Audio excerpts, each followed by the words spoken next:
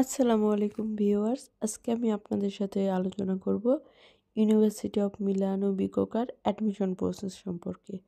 আপনারা অলরেডি জানেন এটার পোর্টাল ওপেন হয়ে গিয়েছে। ফার্স্টলি আমরা যেটা বিষয়ে আলোচনা করব সেটা হচ্ছে এখানে কি কোর্স অ্যাভেলেবল আছে।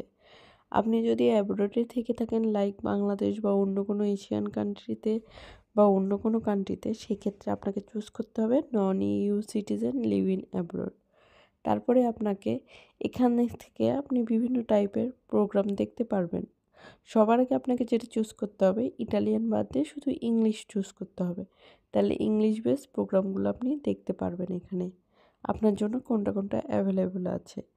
আপনি যদি মোর অন ইনফরমেশনে যান, আপনি যদি এখানে স্ক্রল করেন তাহলে দেখতে পারবেন যে কোন প্রোগ্রাম অ্যাভেলেবল আছে। এখানে বলা আছে কোনটা মাস্টার্সের জন্য আছে, কোনটা ব্যাচেলরের জন্য আছে। আপনি যদি মোর ইনফরমেশনে যান বা হাউ টু অ্যাপ্লাইয়ে যান, আপনি এ টু জেড প্রসিডিউর বুঝতে পারবেন যে এখানে কিভাবে অ্যাপ্লাই করতে হবে বা কি করতে হবে। এবং আপনি যদি মোর ইনফরমেশনে যান, আপনার অ্যাপ্লিকেশন প্রসেসের এ টু জেড ডিসকাস করা আছে। তো এখানে অ্যাপ্লাইয়ের ক্ষেত্রে কোনো প্রবলেমই হয় না। যদি আপনারা কেউ হেল্প চান কোনো বিষয়ে অ্যাপ্লাই করবেন বা আপনার প্রোফাইল অনুযায়ী কোন সাবজেক্ট আপনার রিলেটেড, তাহলে আমাকে আপনি পার্সোনালি নক দিতে পারেন। আমি চেষ্টা করব আপনাকে হেল্প করার জন্য। একটা সুবিধার জন্যে আমি আপনাদের দেখাই দিলাম। দেখেন, হাউ টু অ্যাপ্লাই দিলে আপনি এখানে ডেডলাইন দেখতে পারতেছেন। আপনার কি রিকোয়ারমেন্ট আছে ওই সাবজেক্টের, আপনি সেটা দেখতে পারতেছেন।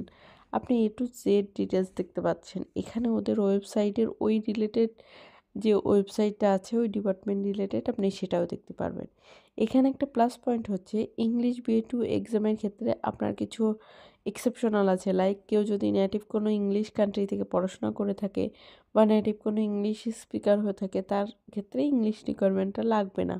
এবং এখানে ইংলিশ রিকোয়ারমেন্টটা আপনার ডিউরিং এনরোলমেন্ট টাইম লাগবে। এবং এখানে আপনারা আরও কিছু জিনিস অ্যানালাইসিস করতে পারবেন। এখানে 3টা ইনটেক আছে এবং প্রত্যেকটা ইনটেকের ডেডলাইন হচ্ছে আলাদা আলাদা। তো আলাদা আলাদা ডেডলাইনের জন্য আপনি এখানে অ্যাপ্লাই করার জন্য অনেক দিন সময় পাচ্ছেন।